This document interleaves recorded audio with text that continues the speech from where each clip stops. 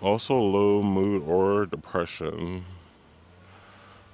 like weight loss, feeling weaker, tiredness, taking a long time to recover from illnesses, feeling cold or low energy. So, pretty much like feeling fatigue and like pooped and tired all the time.